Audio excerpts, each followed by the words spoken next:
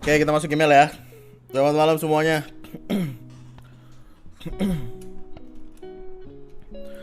Bang, hari ini gue bagi cerita dari jadi dua part. Oke, email selanjutnya ya.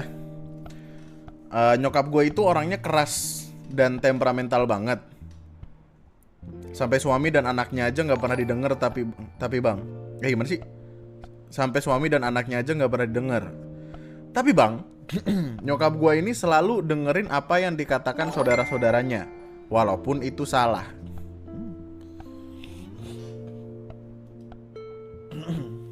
Mendoain gue kaya ya bang, ini ATM tinggal 50.000, mau gue ambil nggak bisa, mending sawer dulu bang. Mantap, mantap, boleh, gokil, gokil.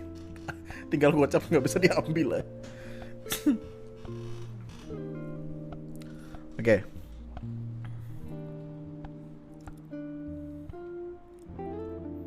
Eh, Bokap gue itu orang paling baik dan paling sabar yang pernah gue kenal, bahkan di titik sekarang. Bokap tahu nyokap kena baby blues istilah sekarang. Jadi bokap mengizinkan nyokap apa aja, literally apa aja. Oke. Diem lu, jangan bawa-bawa masalah lu sini lu. Ngingetin masalah orang kayak lu.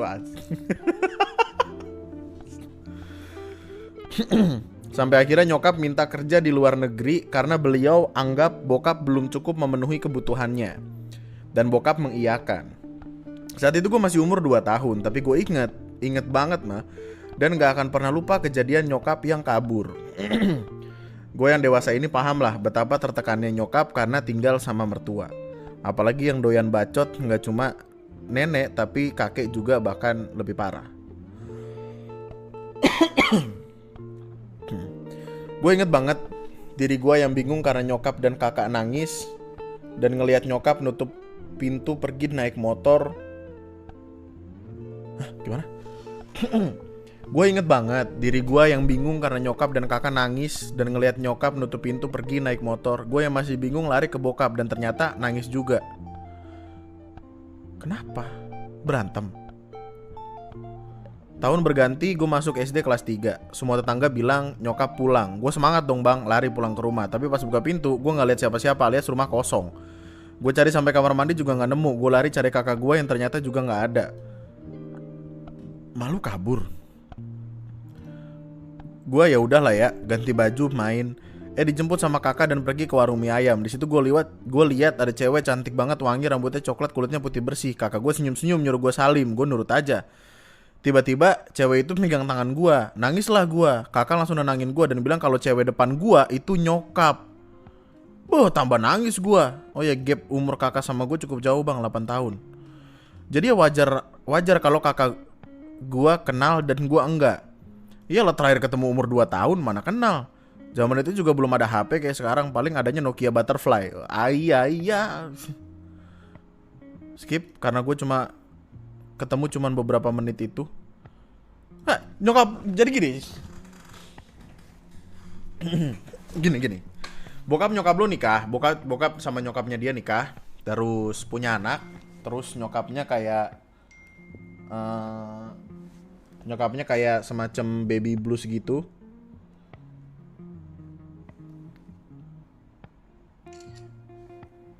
Terus mungkin karena nggak nyaman tinggal sama mertua atau gimana, akhirnya berantem. Nyokapnya pergi ngebawa kakaknya dia. Oke. Cepet banget nih, pelan-pelan kata gue, tiba-tiba banget dah. Gue nggak tahu ini feeling seorang ayah atau gimana, tapi di tahun kelulusan SD gue, bokap berusaha banget buat bisa ngehubungin nyokap. Di sini mereka udah cerai dan kakak ikut nyokap di hari itu karena pas banget kakak lulus SMA. Oke. Kenapa nggak nanya kakak? Jawabannya ya karena kita lost kontak. Bener-bener lost, nggak tahu sama sekali. Keadaan kakak gimana juga nggak tahu. Kalau kalian mikir bokap nggak nyariin, ya salah juga karena bokap udah ngehubungin satu-satu kampus negeri tapi nggak nemu. Oh, dengan asumsi kakaknya masuk kampus negeri. Oh. Oke, lanjut. Akhirnya bokap bisa ngehubungin nyokap walaupun dengan cacian dan dari kata-kata nyokap. Dari kakak-kakak nyokap. Gua denger banget bokap mohon-mohon ke nyokap buat ambil gua juga. Dan ya, gua ngekos. Gak sama nyokap seperti yang diharapkan bokap. Bokap tahu? Tentu tidak. Hal yang sama terjadi sama gue dipaksa lost kontak dengan bokap, kalau enggak gue nggak akan dikasih duit. Tapi ya gue tetap ngehubungin bokap, nomor nggak disimpan dan gue sering diem-diem pergi sama bokap.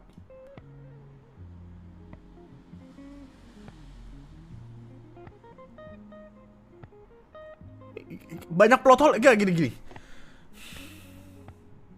Bokap lu akhirnya nelponin nyokap lu, meskipun dapat makian dari kakak-kakaknya nyokap lu. Terus kayak, ini bawa anak lu satu lagi sekalian. Oke. Dipikirnya sama bokap lu, nyokap lu ini lu tinggal sama nyokap lu, tapi lu ternyata ngekos dan nyokap lu nggak suka kalau lu kontek-kontekan sama bapak lu. Air loading begini bro, gua bro. Orang kalau lagi emosi emang begitu, emang kadang kesel mulu gitu jadinya. Hari itu gue nggak tahu, sedih banget bang. Gue entah kenapa pengen banget meluk bokap, pengen nyium pipinya, pengen potongin kukunya, pengen pijitin. Gue juga selama jalan sama bokap, gue nggak mau lepasin tangan bokap walaupun bokap ngerasa keringetan, lepas bentar langsung gue pegang lagi. Bokap sampai bilang ini keberangkatan bokap terakhir dan bakal pindah di kota yang sama dengan tempat kos gue. Bokap nenangin gue buat sabar, nanti juga barengan lagi. Sebenarnya gue seneng, tapi juga takut bokap tahu kalau selama ini gue ngekos. Karena kalau ketemuan selalu di luar bang. Gue bilangnya nanti ibu marah kalau tahu bokap ke rumah. Berat banget ya Allah. Memulai dengan yang sangat berat-berat seperti ini. Gue masih inget banget, bokap pergi dibonceng temennya malam-malam sambil bawa tas ransel gede. Malam itu gue mimpi bokap sedih banget. Tapi setiap mau gue samperin, bokap pergi. Lihat lagi, pergi lagi, sampai gue teriak-teriak juga. Teriak-teriak juga gak keraih. Tiba-tiba gue dihadang sama makhluk tinggi banget gede. Gue teriakin yang suaranya kayak gitu, sampai bikin kuping sakit. Gue di dalam mimpi gak peduli dengan sosok itu dan berusaha ngejar bokap. Tapi tiba-tiba bokap gue bercahaya dan tempat yang tadinya gelap gulita jadi kelihatan. Gue lihat kuburan dan bokap jalan ke kuburan. Gue yang kaget dan takut bokap jalan ke sana, lari ngejar. Tiba-tiba mimpi. Nggak mau gue nyebut nama lu, gue tampol.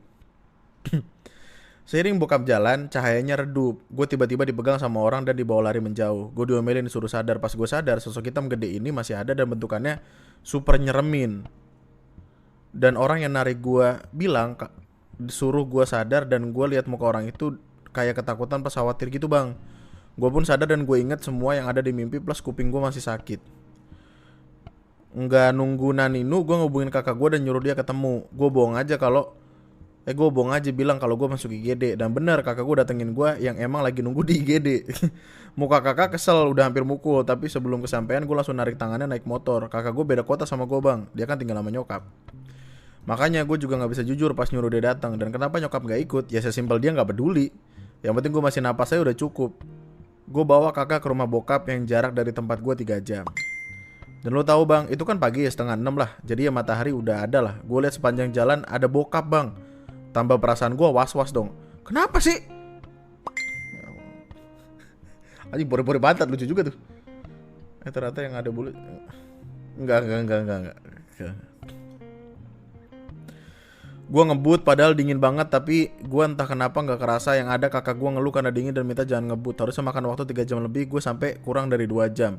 Dan ini kampung bang, gak banyak kendaraan kayak di kota. Setelah hampir sampai di rumah, gue liat banyak orang mengelilingi rumah. Beberapa ada yang nangis dan beberapa ada yang nanya keberadaan kami. Dengan perasaan kekaruan, tangan gemeter, megang gas motor, sayup-sayup terdengar orang ngaji Yasin. Waktu kami sampai di halaman rumah, semua orang mandang sedih wajah kami. Setelah kami masuk, kami lihat di sana udah ada kakaknya ayah dan keluarga kakak dari ayah, semuanya kumpul. Sambil dielus-elus sama kakaknya, saya lihat ayah saya mandang kosong ke langit. Kakak saya gak kuasa nahan tangis dan terus minta maaf sama ayah. Saya gak percaya, cuman berdiri matung. Baru kemudian jalan-jalan dengan ayah. Baru kemarin jalan-jalan sama ayah seharian. Sekarang lihat ayah saya meninggal.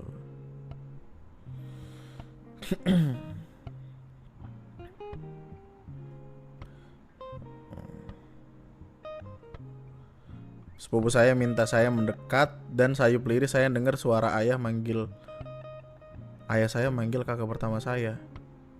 Oh belum meninggal? Udah meninggal apa sih?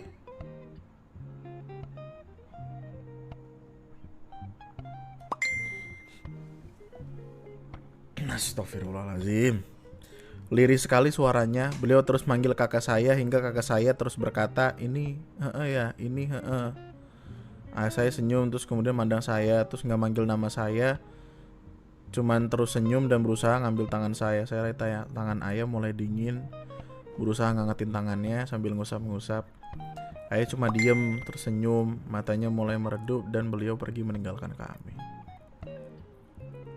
Ini kali pertama assalamualaikum Jaya assalamualaikum Jaya kita lagi sedih nih. Jaya tetap Jaya. Semua mengatakan jika ayah kecelakaan semalam. Beliau nggak ke rumah sakit karena emang nggak ada cedera serius. Jadi beliau pulang ke rumah nggak tahu kenapa pengen pulang gitu. Luka luar hanya ada pada kaki, tapi beliau ingat jika truk sempat ngelindas perut ayah. Waktu dimandiin saya minta tolong sama Pak Ustadz mandiin, ngeliat kondisi badan ayah saya dan beliau ngomong kalau semua dalam keadaan baik tanpa bengkak. Saya positif thinking aja, mungkin terkena tas ayah yang besar dan tas itulah yang terlindas bukan ayah. Kakak ngubungin ibu dan terus nangis. Gue sempat dengar kalau ibu marah sama gue karena gak jujur, tapi beliau memaklumi.